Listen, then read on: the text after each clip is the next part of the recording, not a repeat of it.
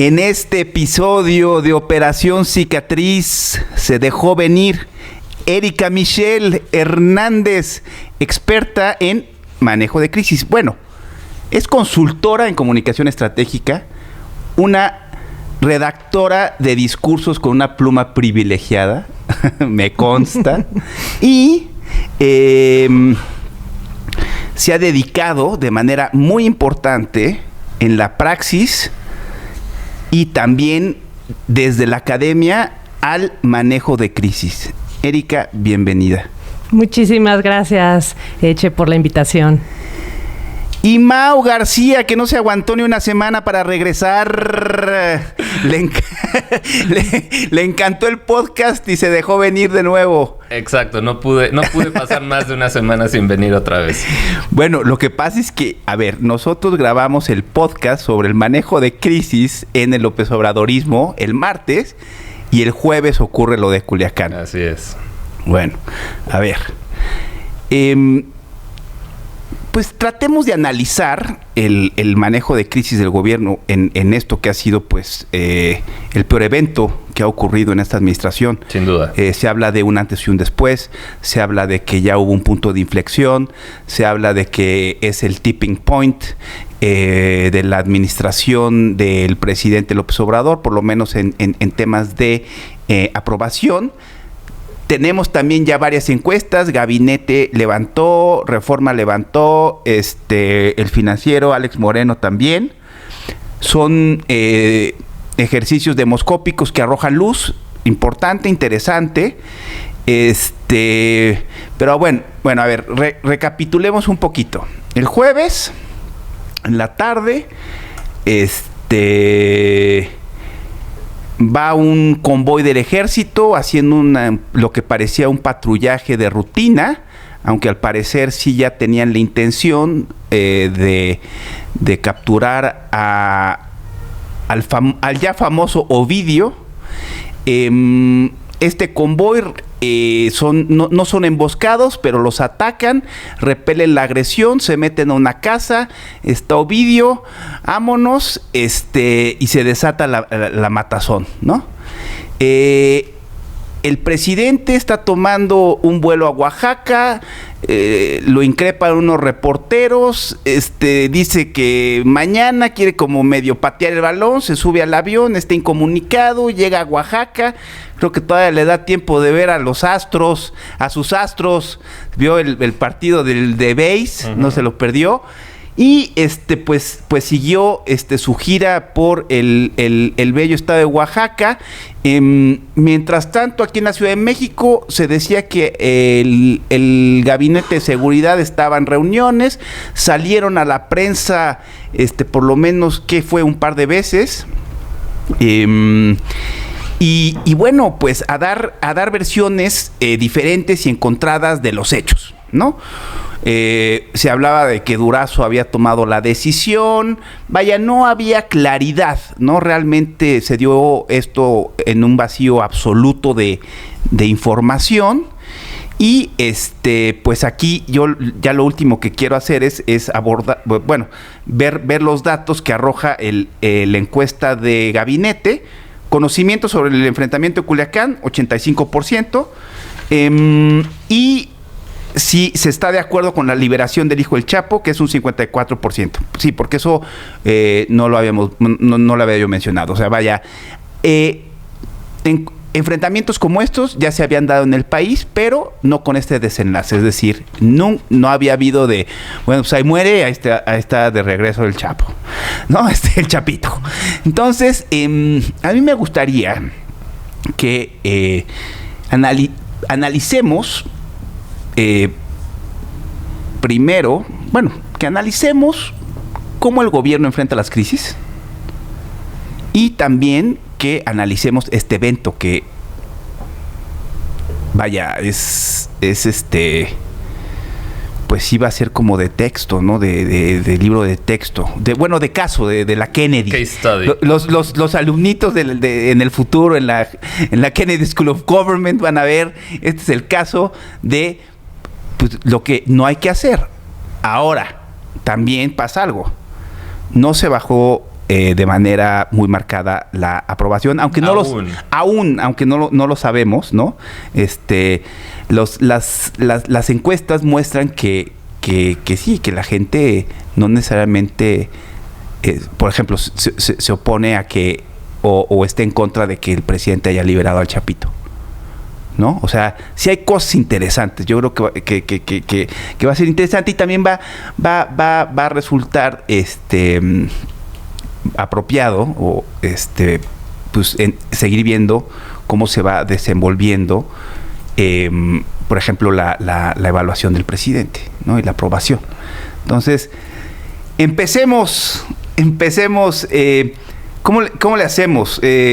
¿Cómo nos vamos?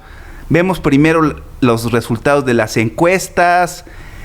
Vemos primero cuál es el canon, ¿no? del manejo de crisis de esta administración. Que parece que, o sea, sí hay un manual, o sea, vaya, no hay pura irracionalidad atrás del comportamiento tanto del presidente como el gobierno, ¿no? A los involucrados en la comunidad de inteligencia y en las áreas de seguridad pública y de Fuerzas Armadas sí necesitan desde un media training hasta una nueva narrativa, ¿no? Y estrategia. Pero pues vamos entrándole. Bueno, a mí me gustaría empezar. Venga. Siempre primero las mujeres. Exacto. Muchas gracias. Las chicas. Muy bien, gracias. Bueno, yo creo que, como tú dices, o sea, es una crisis muy compleja, tiene distintas capas. Quizá a mí me gustaría iniciar con una reflexión, cuando retomabas la idea de cuál es el canon en el manejo de crisis, ¿no? O sea, yo creo que sí tenemos un poco como que distinguir cuáles son las mejores prácticas o las prácticas tradicionales en manejo de crisis de los libros de texto. Sí. Respecto a lo que hemos estado viendo ahorita.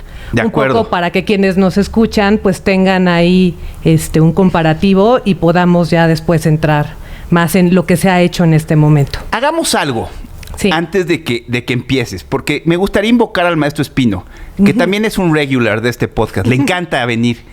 Se invita por Facebook, No, y siempre es... Lo tuvimos la semana pasada y escribe, su última entrega en Letras Libres, o la más reciente, habla precisamente de esto. Y nada más me voy rápido, porque Luis, de manera, a mí se me hace, o sea, con toda la lucidez y inteligencia que le caracteriza, hace un listado de lo que... No me voy a meter a profundidad, nada más lo quiero mencionar. Dice, un listado de cómo enfrentan la crisis en este gobierno.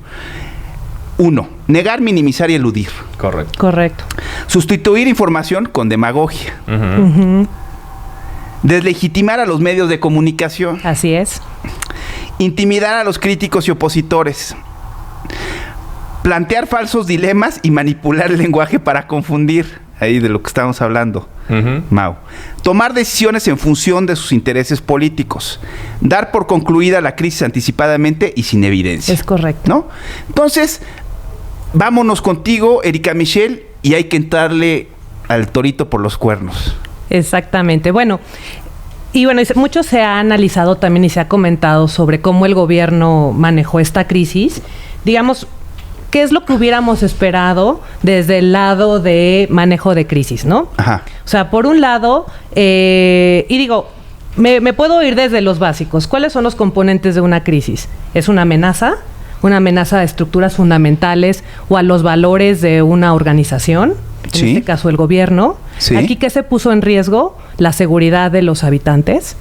Digamos que entre más gente esté o digamos que dependa de estos valores, más fuerte puede ser la crisis. También otro de los componentes importantes es la incertidumbre y obviamente la parte de urgencia en la toma de decisiones. En este entorno tan complejo es como se debe de actuar y tratar de recobrar, digamos, la confianza de, en este caso, pues de la población que estaba bajo ataque y digamos de los mexicanos en general. ¿Qué hubiéramos esperado ahí? Primero, yo quisiera destacar el tiempo de reacción. Ajá. Normalmente en crisis, y bueno, esto en su podcast pasado también lo venía escuchando, y como lo dicen los libros de texto, pues hay una hora dorada, que son las primeras 24 horas. Con las redes sociales, con el entorno en el que nos encontramos, ya nos obliga a reaccionar casi inmediatamente. Sí, ya las 24 horas ya acabaron, a ver, ya es mucho menos, ¿no? Hay ciclos dentro de los ciclos de noticias. Esta hora dorada se perdió. Se perdió. Exacto. Por completo, pero aparte fue demencial.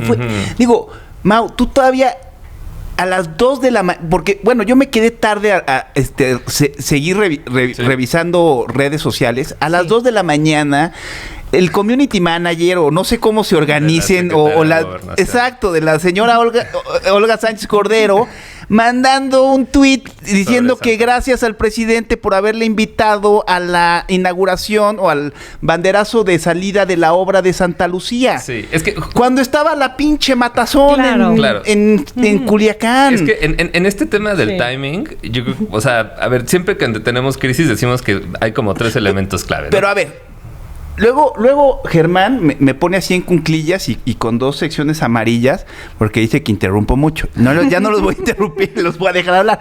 Pero tú dijiste algo bien importante y después regresemos porque dice, se puso en peligro la vida de la gente.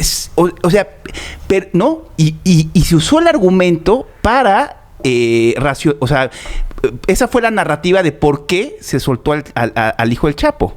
Porque estaba en peligro la vida. Pero, vaya, no se pensó que hacer el operativo es lo que nos llevó a ese escenario. Claro. ¿No? Entonces, después abordemos eso, que fue el desenlace, la liberación del Chapito, pero, a ver. No, te decía perdón, Mau. Que siempre cuando tenemos una crisis, pues tenemos como 3 elementos clave, ¿no? Que uno es el mensaje, lo que vas a decir. Ajá. 2, el timing, que es fundamental en una crisis. Sí. Y 3, lo que le llamamos el delivery, ¿no? Es decir, cómo lo dices y quién lo dice. En el tema del timing es fundamental y ahorita que lo mencionaba Erika muy acertadamente, yo creo que es muy importante que veamos cómo se fueron desenvolviendo los hechos cronológicamente para poder empezar a discernir qué pasaba, ¿no? Entonces, aquí traté de hacer un ejercicio muy rápido, pero es bien interesante para ir viendo los eventos. El jueves 17 de octubre, 7 de la mañana, mañanera, para dar aviso que se va a iniciar la construcción del Santa Lucía. A las 10 se hace el evento en Santa Lucía con un banderazo de salida. Yo me iría a unos días antes. Acuérdate, el lunes de esa semana. Guirilla. Sí, y se habla de que ya hay un punto de inflexión. O sea, exacto. Claro. Sí, a ver, me gustaría primero acabar esta pregunta. No, es que sí es cierto lo que dices, porque para que se diera este operativo el jueves, tuvieron que pasar cosas antes en la semana, ¿no? Que obligaron, o no obligaron, pues, pero el gobierno quería dar una buena noticia en materia de seguridad en una semana que habían tenido tan desastrosos eventos. Pero bueno, eso digamos es como la precuela. Sí, la precuela. Es el episodio 1 de Star Wars, ¿no? Sí. Pero bueno, a las 12 el presidente recibe al presidente de Cuba. Y ahí es el último tweet que sube el presidente en todo el día. A las 12 del día con un evento del presidente de Cuba. Según nos van a mandar doctores. Según nos dicen, la detención de Ovidio es alrededor de las 3:30 de la tarde. Sí. Alrededor de las 4:30 de la tarde se empiezan a dar los primeros reportes en redes sociales de que algo fuerte está pasando en Culiacán. Empiezan a aparecer estas imágenes de gente en pick-ups con rifles de asalto. Sí, con las barras. Empiezan a aparecer las fotos con columnas de humo en la ciudad de Culiacán. Y a las 6:30 de la tarde, es decir, 3 horas después de que se da la detención, sigue sin haber una sola declaración oficial. Y a las 6:30, Denise Merker, una periodista, confirma a través de Twitter la detención de Ovidio. Es lo primero que se sabe, digamos, pues no oficial, porque Denise no es parte de la presidencia, pero bueno, información fidedigna de alguna manera que se da. A las 6:45, el presidente está en el aeropuerto de la Ciudad de México a punto de abordar un vuelo a Oaxaca. Le preguntan los reporteros del tema y dice, nos vamos a esperar hasta mañana para informar del tema. A las 7, empiezan a circular las imágenes de Ovidio capturado, que son imágenes que filtra, obviamente, pues el mismo gobierno de alguna manera. A las 8:30 se da la primera declaración oficial del gobierno, es decir, 5 horas después de la detención, viene la primera declaración por parte de las autoridades, que es una conferencia de prensa desastrosa de Durazo. Desastrosa. Con el secretario de la Defensa. Y si no mal recuerdo, también está el general que dirige la Guardia Nacional, ¿no? Sí. Y fíjate aquí lo grave de la situación. La primera declaración oficial que se da es una mentira. Eso es gravísimo. Es decir, pasan 5 horas. Bueno, es como Crisis Management 101, ¿no? Lo único... no mientas. Lo único que no debes de hacer es salir a decir una mentira. Es correcto. ¿No? Correcto. O sea, eso sí no. Es correcto. Entonces nos dice Durazo que era un patrullaje de rutina y que casi, pues, sin querer nos encontramos Ovidio y lo detuvimos, ¿no? Así como, uy, ching, este es Ovidio, deténganlo, ¿no? ¿Se parece a Ovidio? Sí. Oye, este canalito se me hace conocido. Esto es gravísimo, ¿no? O sea, sí. Perdón que suene tan repetitivo, pero 5 horas sin información oficial y que la primera información oficial sea una mentira, esto es espeluznante, por decirlo menos. Sí. ¿No? A las 9 de la noche, media hora después o 20 minutos después de la conferencia de prensa, María Elena Morera y otros ciudadanos empiezan a publicar un video donde se ve el operativo que se hizo para detener Ovidio, que pues, claramente contradecía la versión que acababa de dar 20 minutos antes el secretario de Seguridad Pública. Entonces sí se veía que había todo un operativo para detener a esta persona, ¿no? Ahora, un operativo, pero sin inteligencia, sin apoyo aéreo, sin el involucramiento de la Armada. Hay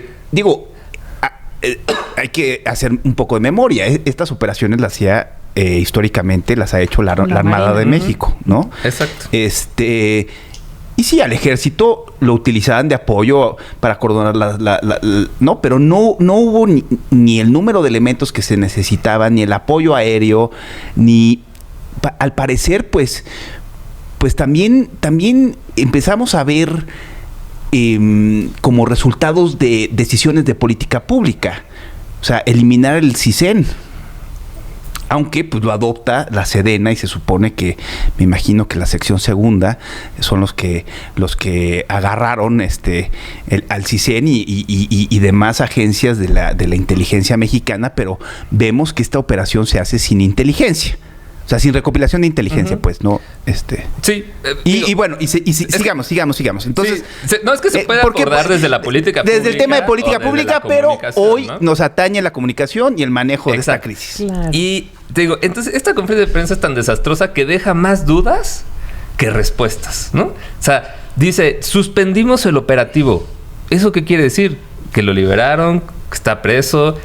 Nunca dejó claro qué era el tema. Y por ahí de las 9:30, 10 de la noche, ya prácticamente se confirma la versión de que lo dejaron libre a Ovidio.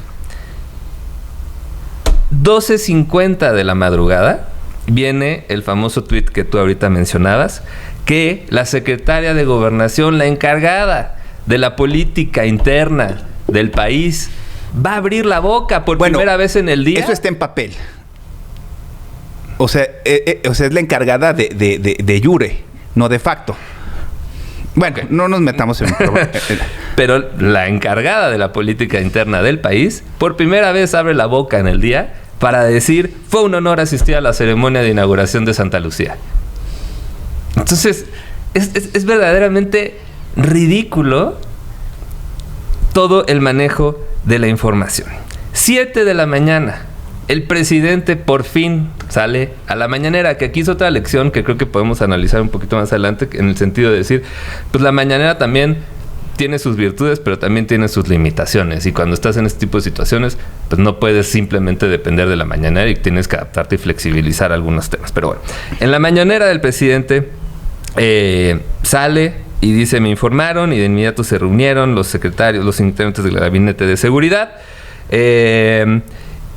Y tomaron decisiones que yo respaldo, que yo avalo, porque se tornó en una situación muy difícil. Y estaban en riesgo muchos ciudadanos, muchas personas, y se decidió proteger la vida de las personas. Es aquí cuando por primera vez surge un intento de mensaje por parte de la presidencia, que conforme avanzaron las horas del viernes y el fin de semana, terminó un poco de concretarse, que le iban a dar este spin a decir, bueno, es que era esto o sea, era dejarlo libre o que murieran cientos de personas, ¿no? Pero es aquí el primer momento, es decir, pasó demasiado tiempo, más de 12 horas, en que pudieran articular por lo menos un intento de respuesta o spin a la situación.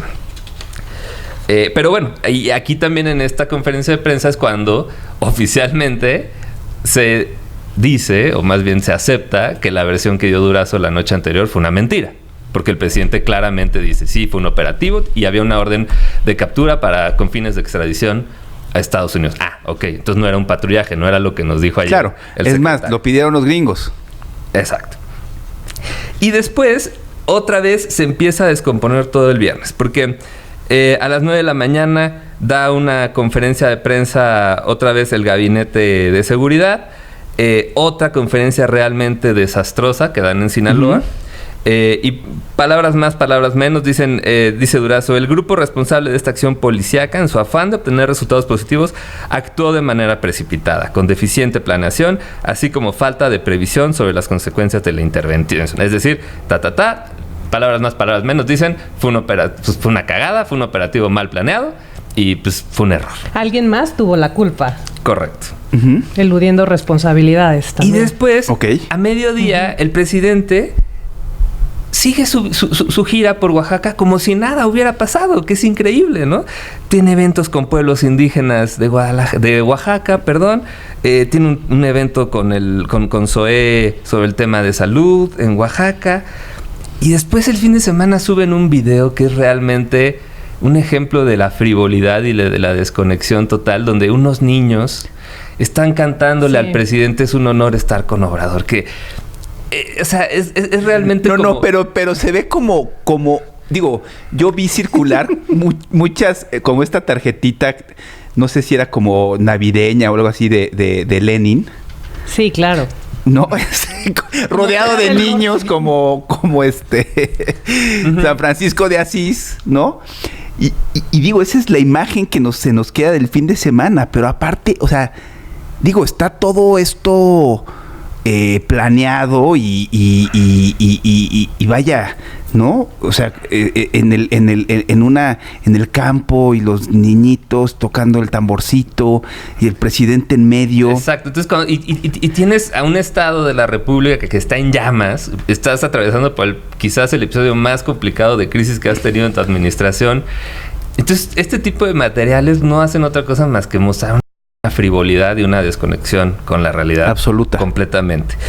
Y ya, para acabar un poco esta cronología, lunes 7 de la mañana, mañanera, y el presidente obviamente, de entrada, él saca otro tema como estelar de la mañanera, tratando de un poco minimizar lo que había pasado el fin de semana. Obviamente vienen las preguntas de los reporteros, le preguntan sobre otra vez Culiacán, y el presidente responde: Sinaloa es un estado que se ha destacado en el deporte. El sábado hubo juegos de béisbol. Tuve tiempo de verlo en Oaxaca. Un juegazo. Iba en la 9ª entrada, ganando los Astros 4-2 a los Yankees, y entró nuestro paisano Osuna al relevo. Ya había estado ante Surquidi y se echa 3 minutos hablando de béisbol. Otra vez, como bien decía Luis Espino en su artículo de Letras Libres, tratando de patearlo, tratando de minimizarlo, de negarlo, y eso simplemente agrava la circunstancia, porque a veces nos cuesta trabajo entender estas situaciones cuando son endógenas, ¿no? O sea, cuando son provocadas en el interior. Cuando son exógenas, cuando son eventos, no sé, desastres naturales, un huracán, un terremoto, es como muy fácil de entender cuando lo explicas, ¿no? Decir, a ver, hubo un terremoto, se cayó media ciudad, pues las autoridades tienen que atender esto y tienen que hablar de esto, no pueden hablar de otra cosa. Y la gente lo entiende, o sea, cuando se lo explicas a alguien, lo entiende y dice, pues sí, claro, un terremoto, pues esperas que las autoridades estén hablando y actuando de esto y de nada más. Pero cuando son situaciones endógenas provocadas por políticas públicas o por acciones del mismo gobierno, cuesta mucho trabajo porque entonces... un poco lo que platicábamos la semana pasada, ¿no? Es este temor de, es que jalo la marca, es que entonces yo voy a ser el responsable del error, yo voy a asumir las consecuencias y los costos políticos. Y nada más equivocado. Otra vez, esta situación se tiene que ver como si fuera un huracán. Y entonces, ¿qué necesitas? Ver a un líder fuerte que está atendiendo la situación independientemente de quién fue culpa. La repartición de culpas tiene que ser posterior, pero en el momento se necesita ver a un líder fuerte que está atendiendo a la ciudadanía a la que está obligada a proteger. Erika Michelle. Bueno, me pareció muy interesante justo toda la cronología y de ahí se desprenden varias cosas.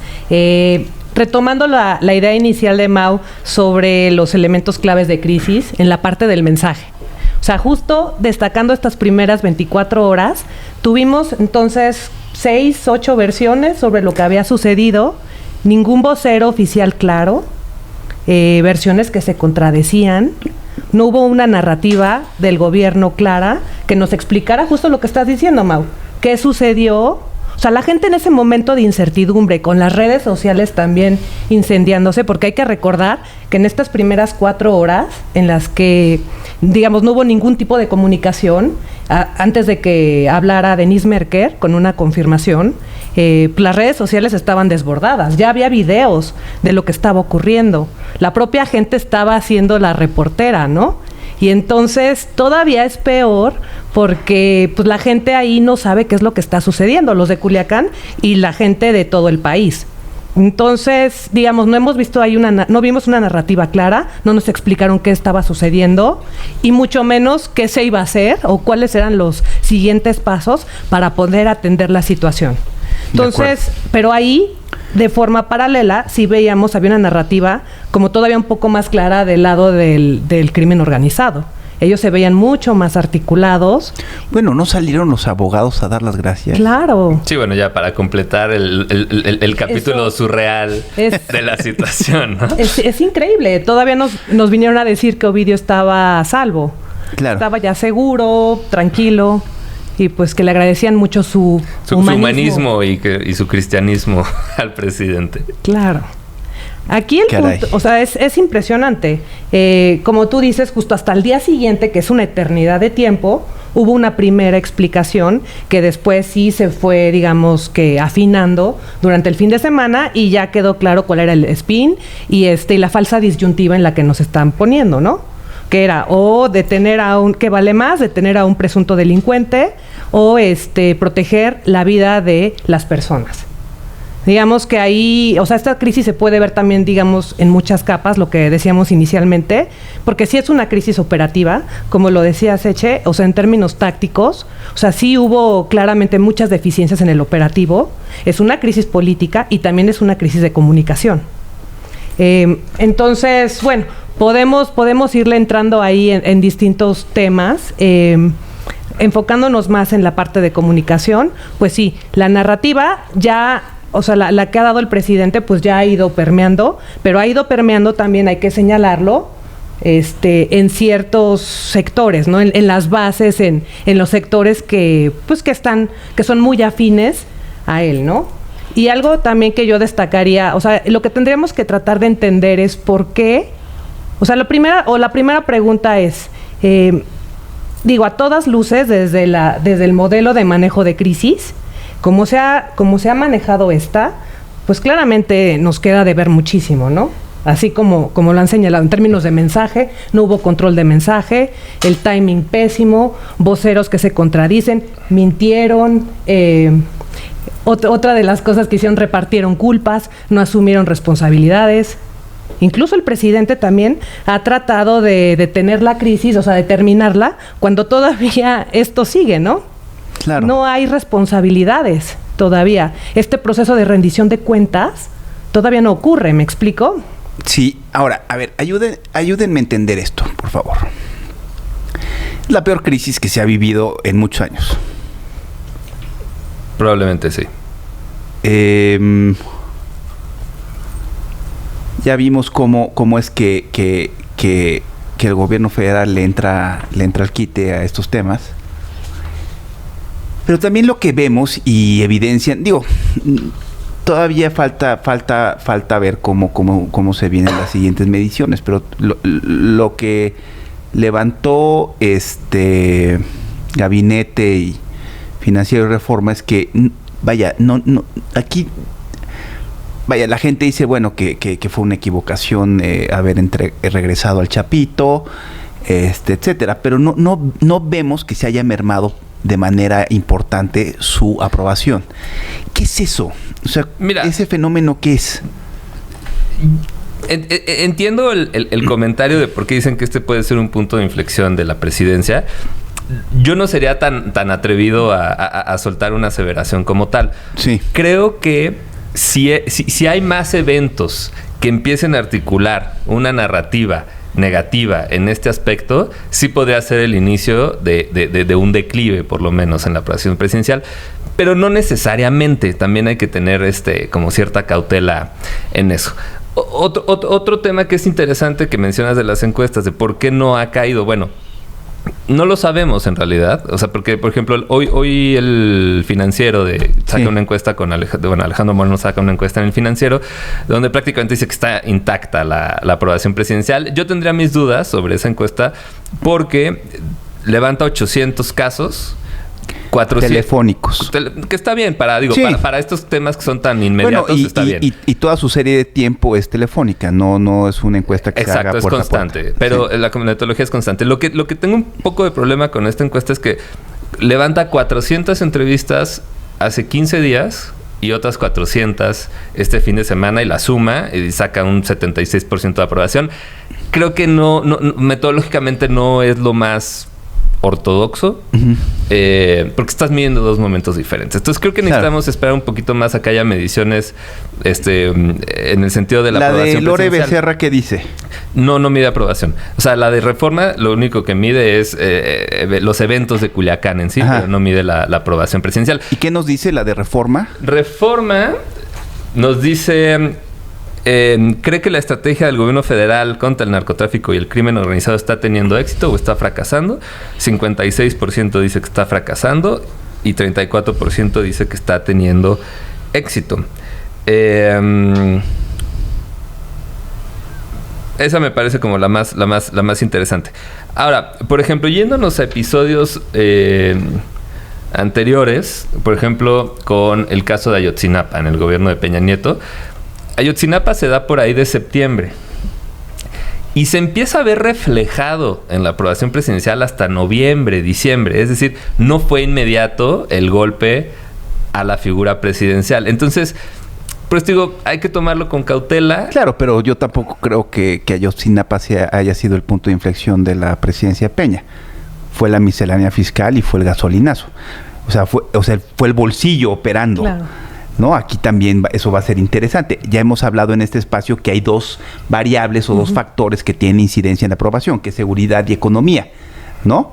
Entonces vemos que la economía va mal, la seguridad también hemos vivido los meses más violentos en la historia moderna del país, y la aprobación sí ya hubo un bajón, pero también se permanece en niveles muy altos, no atípicos, ¿no? También hemos visto en este espacio que cuando han venido encuestadores, hemos platicado que, por ejemplo, Salinas, Fox, el presidente Calderón, tenían índices de aprobación similares o tantito más arriba, ¿no? Entonces, lo que a mí me gustaría es que, a ver, Erika, que nos ayudes, o que nos ayuden a tratar de entender este fenómeno, que sí es muy interesante. Vaya, lo que pasó es gravísimo y el manejo de crisis es novedoso. No se había visto ningún presidente que manejara así este tipo de eventos.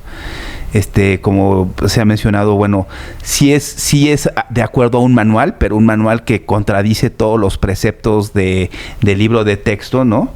Del manejo de crisis, y realmente vemos que han sorteado muy bien este tipo de coyunturas. Uh-huh.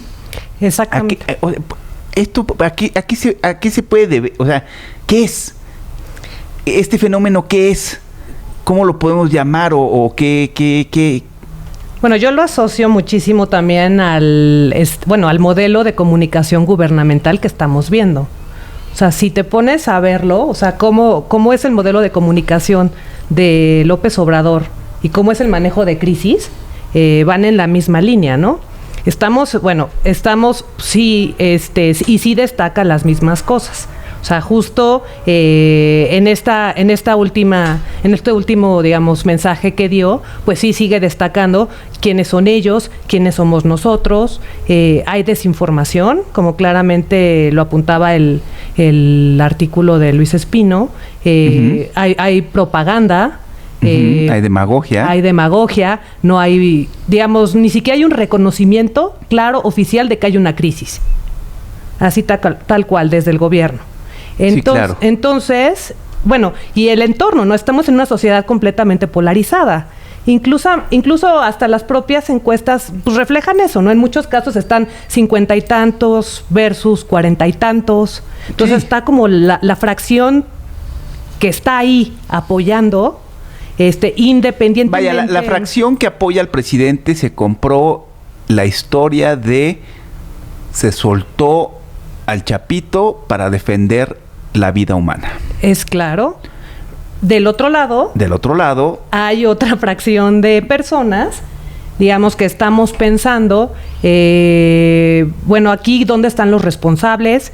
No nos han explicado qué fue lo que sucedió, qué están haciendo, dónde está la rendición de cuentas. Uh-huh. Pero bueno, si te pones a ver, ese tipo, digamos, de esquemas o de modelos de lo que estamos nosotros esperando, pues se asocia mucho más también a un modelo donde la rendición de cuentas, donde la libertad de prensa, donde el Estado de Derecho, pues digamos, son elementos predominantes, o sea, más asociados a un contexto democrático liberal.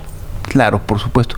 Digo, yo también al inicio de la administración pasada veía la estrategia de comunicación y si hacemos un poquito de memoria, fue un poco como dejar de abordar el tema de seguridad, ¿no? Uh-huh. Un poco para diferenciarse de la administración de Felipe Calderón.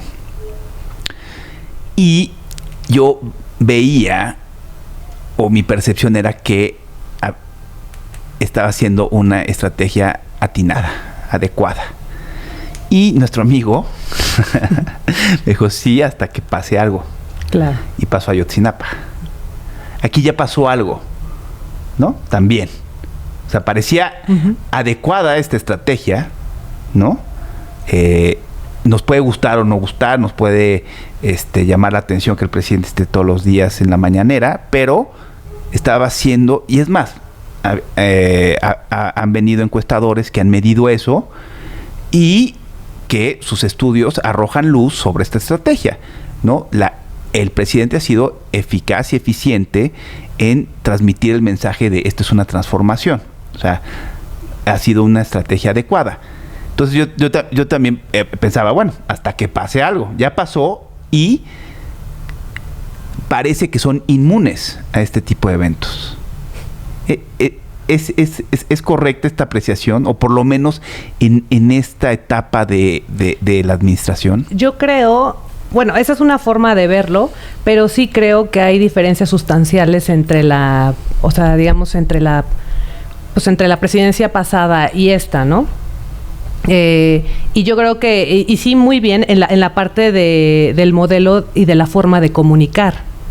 Todavía podemos pensar que el sexenio pasado, o sea, el modelo de comunicación, pues estaba más relacionado con todo lo que nosotros conocíamos de comunicación de sexenios previos, ¿no? Claro, totalmente. Esto sí es un nuevo paradigma. Sí, o sea, posverdad, demagogia.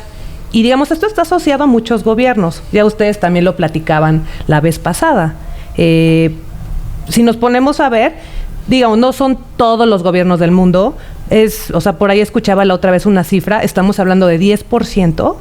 Digamos, de este tipo de modelos de comunicación está presente en 10% de los países del mundo, pero muchos muy destacados, muy visibles. Estados Unidos. Exactamente. El Reino Unido. Reino Unido. México. Brasil. Bueno, en Sudamérica. Polonia, en Europa. Exactamente, ¿no? Entonces, bueno, digamos que pues sí han sido muy... Y si nos ponemos... La comunicación del populismo. La comunicación del populismo. En el populismo. Exactamente. Sí, en el populismo, en esta era, ¿no?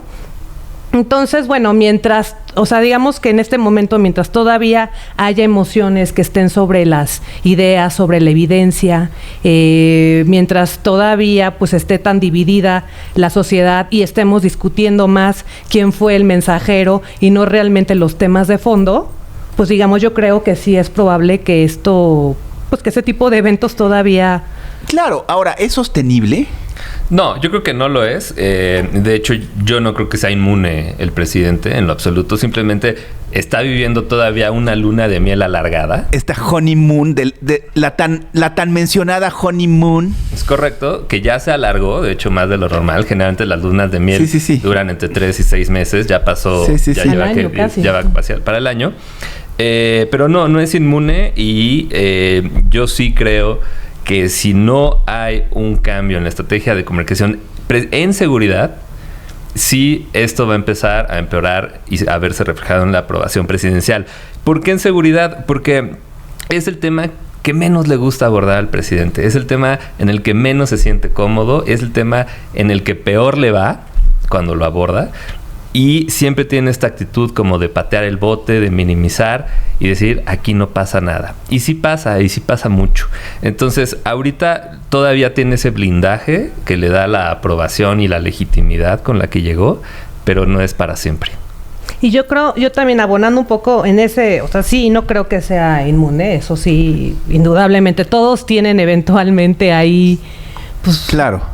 Pues digamos, el punto más flaco, ¿no? Pero justo en esa línea, también, por ejemplo, lo que yo veo, la defensa a Durazo a ultranza, ¿no? Mantenerlo en esta crisis a ultranza. Sí, digo, pero protegiendo como, o sea, es que ahí el tema es, o sea, está protegiendo más al subalterno que la propia institución presidencial. Y eso eventualmente también, o sea, en temas tan delicados como seguridad, pues puede terminar revirtiéndose, ¿no? Claro, digo, ya lo hemos visto, por ejemplo, en la administración anterior, por razones diferentes, ¿no? O sea, como que veíamos en la administración anterior como cierta solidaridad del presidente con sus subalternos, sus colaboradores, lazos de amistad, etcétera.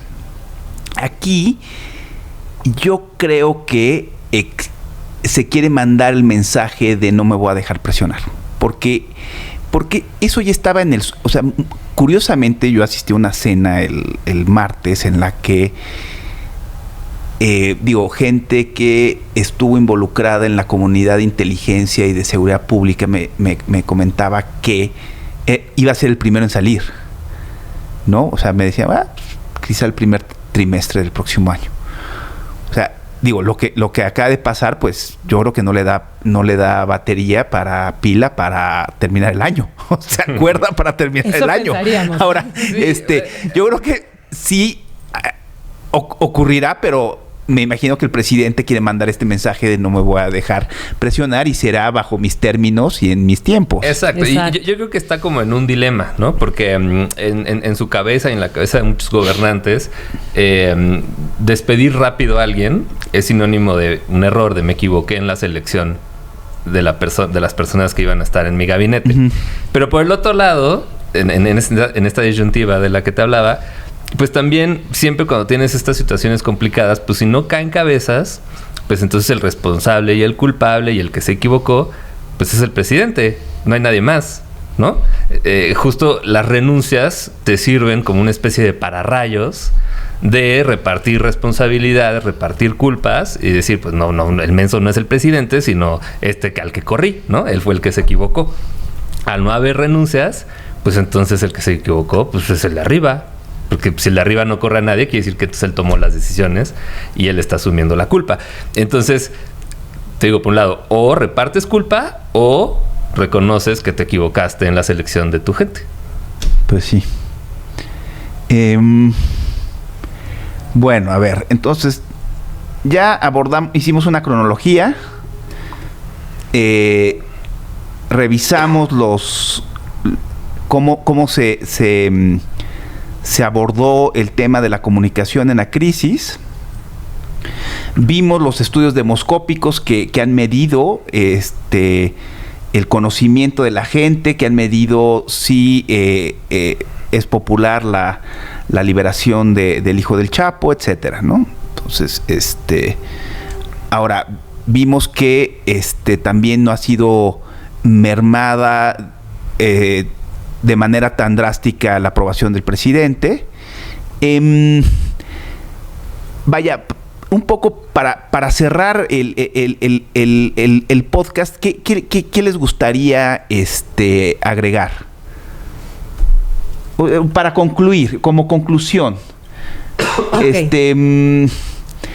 Un poco, ya, vaya, nos hemos orillado, o sea, lo que se ha discutido aquí nos puede orillar a pensar que fue un mal operativo desde el aspecto de la política pública, fue un mal manejo de crisis. Hay una manera muy peculiar de manejar estos eventos, pero por encimita parece exitosa. El país está dividido en sus opiniones sobre el operativo y el desenlace y en el tratamiento que se le ha dado.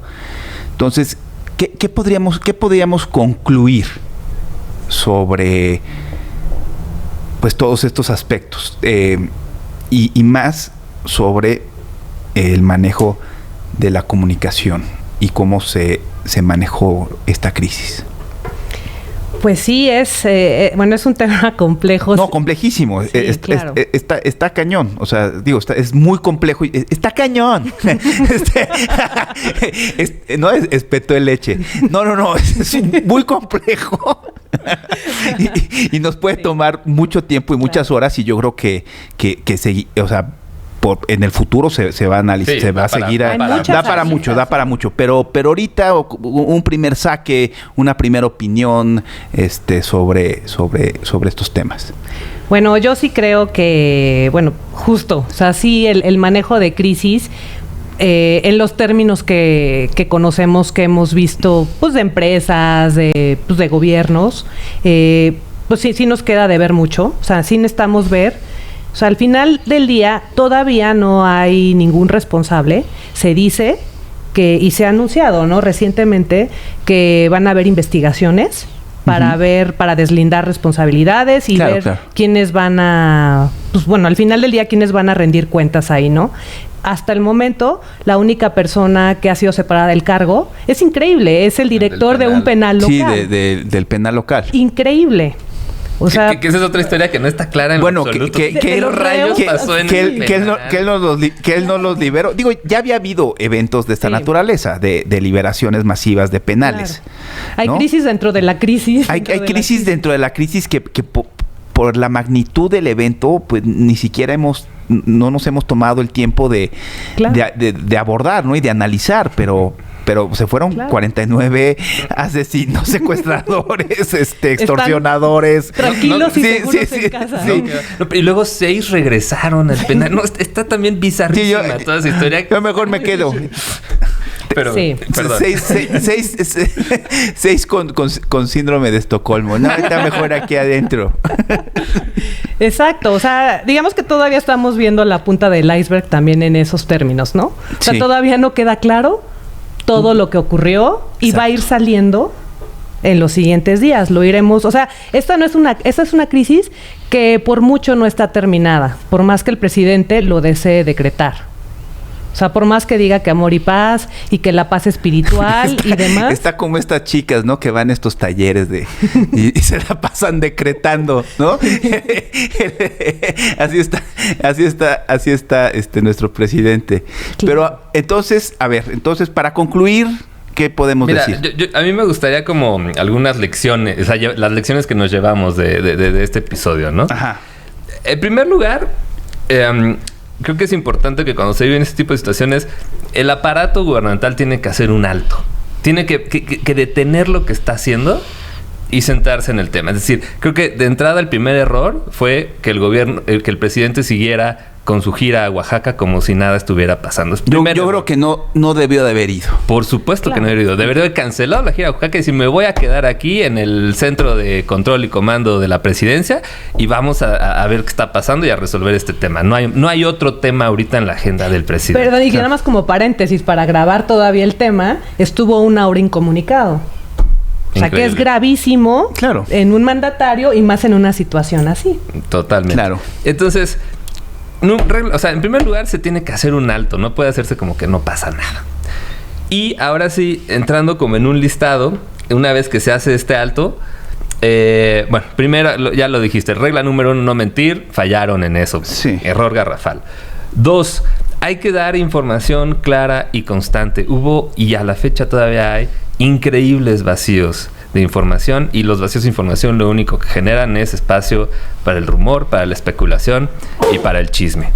Número 3, nunca hubo voceros claros. Es decir, si en el presidente pues es el vocero de la presidencia, pero en esta situación él dijo, no, yo no soy el vocero, va a ser el gabinete de seguridad, y el gabinete de seguridad fue un desastre, ¿no? Entonces nunca hubo una vocería clara, que ya lo había mencionado muy, muy bien Erika.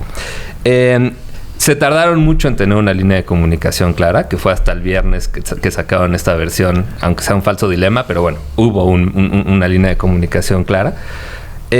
Número 5, súper importante, se tiene que mostrar que hay un líder a cargo de la situación, cosa en la que fallaron brutalmente.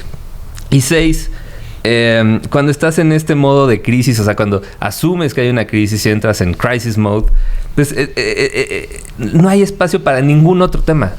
Porque todo lo que digas o hagas es una frivolidad y una desconexión con la realidad. Como decíamos, si hay un terremoto, pues te enfocas en el terremoto. No puedes estar entregando paquetes escolares. Aunque sea una acción muy loable y muy bonita, claro, no va de acuerdo a la realidad en la que se está viviendo.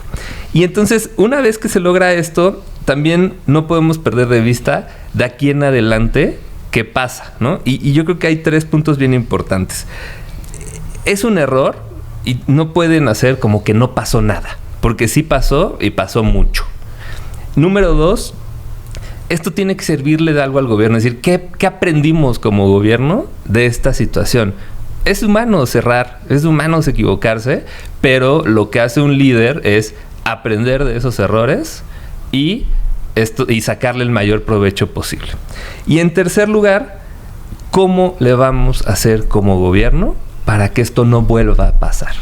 Eso es fundamental que lo comuniquen, y no lo están haciendo en este afán de patear el balón y minimizar la circunstancia. Es decir, nosotros siempre decimos que una crisis es una oportunidad, ¿no? Y si el gobierno abordara o hubiera abordado, que todavía está tiempo de hacer algunos ajustes, esto le podría sacar provecho y sacarle ventaja, ¿no? Por ejemplo, a mí me llama mucho la atención la línea de comunicación que trae Ebrard. Independientemente si estamos de acuerdo o no con él, ahora Ebrard está hablando de que esto es un antes y un después en el tráfico de armas con México. Es decir, no sé, pero por lo menos está tratando de hacer un spin positivo de la circunstancia. El gobierno y el presidente no. El presidente simplemente está pateando el balón y haciendo como que no pasó nada, y eso es un terrible, terrible error. Sí, de acuerdo.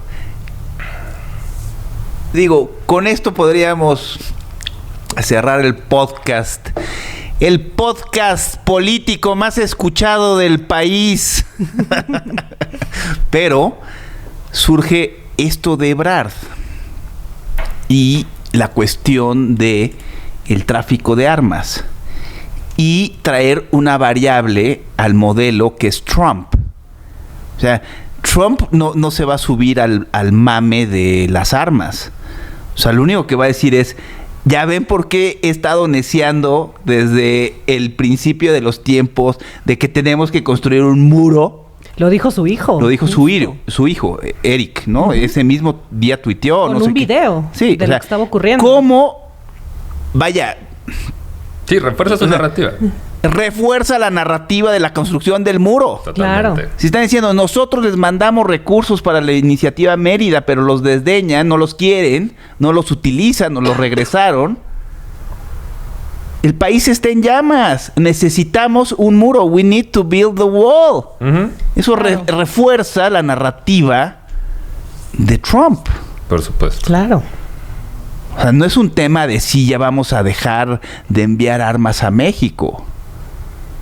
Pues Claro. es que, bueno, de entrada pues es ingenuo pensar Es que una ingenuo. decisión entre dos gobernantes va a detener el tráfico de armas. Digo, pues para detener el tráfico de armas, de entrada tienes que cambiar la Constitución de Estados Unidos, Esos ¿no? temas llevan discutiéndose décadas. Claro, y aparte no, o sea, vaya, la narrativa de Trump es pro IRA. Por Claro. supuesto, pues digo, pues está en el ADN del republicano, ¿no? Claro. Y por el otro lado, pues si se arreglara con un simple acuerdo, pues de una vez con un acuerdo arreglemos, pues que ya no haya demanda de drogas en Estados Unidos y se resuelve el problema. Claro. De hecho, delicado decir antes y después en ese tema. Porque Claro. más pronto de lo que imaginamos puede revertirse cuando se hacen declaraciones tan... De esa naturaleza. Exactamente, tan decisivas, ¿no? Y bueno, quizás nos van a escuchar el jueves, probablemente, este podcast. Pero bueno, a lo que voy es, hoy que estamos grabando... No le metas mano a mi... A mi programación. a mi programación, que luego el que brinque es Germán. Discúlpame, Germán. Pero no, bueno. mira, te voy a decir una cosa. Así estaba pensado que salía el jueves, pero yo creo que... O sea, lo vamos a sacar hoy. Bueno, no importa. El punto, y discúlpame, Germán, a lo que me refiero... No hay es presión. Que, ahorita, en este momento que estamos grabando este podcast, aún no hay un relato claro por parte de la autoridad de qué pasó. Claro. Es increíble.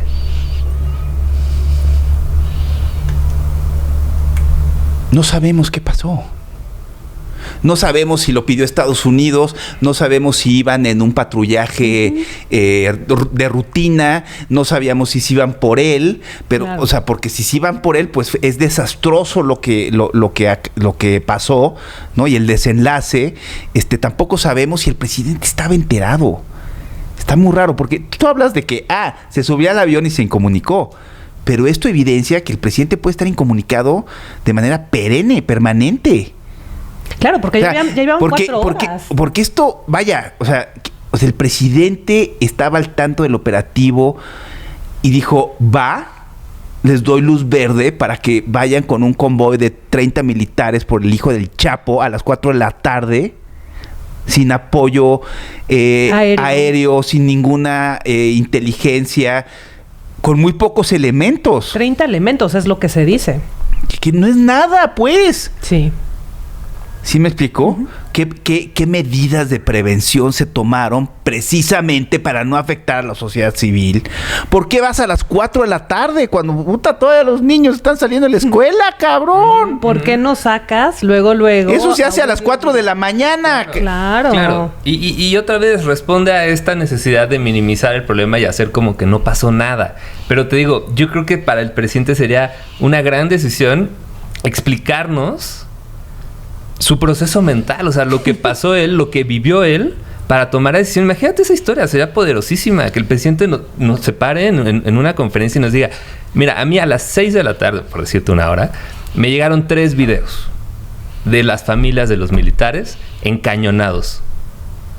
Tú vas a dar la orden de que esos niños o de que esas familias mueran, que esas familias se queden sin papá. Yo no voy a cargar con eso. Y pues, le metes una carga emocional brutal a la decisión. Y entonces creo que ahí sí podría haber como un apoyo totalmente, a la decisión. pero esa ya es la segunda derivada. O sea, la primera derivada es ¿por qué se pensó un operativo de esa magnitud con los recursos que se utilizaron? Humanos, de armamento... Logísticos, digo, la gente estaba impresionada con la pick-up artillada, con la Barrett. Pues sí, pues, ¿qué va a hacer con un Black Hawk? ¿Qué va a hacer con un Cougar artillado? Los hacen pomada. No se pensó. Fue al aventón. Es un fracaso de estrategia, de política pública, de todo. ¿Por qué se hizo así? Es parte de esta narrativa del ejército, es un ejército represor, de no darle los elementos al ejército para poder combatir al crimen como se debe de combatir. ¿Qué es? Vaya, da para mucho. O sea, nosotros ahorita nos estamos enfocando en la cuestión de la comunicación, pero a todas luces fue una operación fallida. Sí, hay un tema de fondo ahí. Hay un tema de fondo, claro, de fondo, que ya se había venido dando desde hace muchos meses. Hemos estado viendo videos de que la población está atacando a los soldados, a los militares, a los miembros de la Armada. ¿Por qué? Porque ya es la orden de no atacar, o sea, vaya, no repeler al pueblo bueno, a los criminales que también son pueblo. Claro. Hay en el subtexto hay algo muy delicado. O sea, ¿qué está pasando al interior del ejército? También tenemos las declaraciones del presidente de si por mí fuera, eliminaría al ejército y los volvería a Guardia Nacional. O sea, estamos viendo al ejército como lo conocemos y vaya, por última vez, o sea, esto va a mutar en otro tipo de institución. Va a desaparecer el ejército, van a engrosar las filas de la Guardia Nacional. ¿Qué está pasando? O sea, la pregunta es, ¿le está tendiendo la cama al ejército? ¿Es el fin del ejército como lo conocemos? Hay muchas cosas que este operativo, varias cosas que ha evidenciado este operativo. Una de las más delicadas es, o sea, el presidente está incomunicado, no nada más cuando se sube un avión. Le dijeron, hoy vamos a ir por el hijo del Chapo en un convoy de 30 agentes. Porque esto evidencia desconocimiento absoluto de cómo funcionan los operativos del terreno, de todo. Pero vaya, también el que estaba encabezando esto era Durazo y también el general secretario. Durazo puede ser un advenedizo, un oportunista, pero el general secretario, ¿cuántos años lleva de soldado? Desde los 18 años manda tropa. Claro.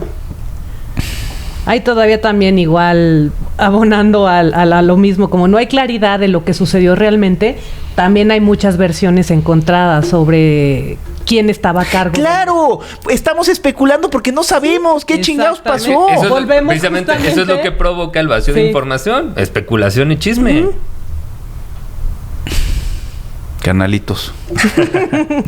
Muchas gracias. Gracias por venir. Los espero pronto. A ti te veo la próxima semana. Erika Michelle.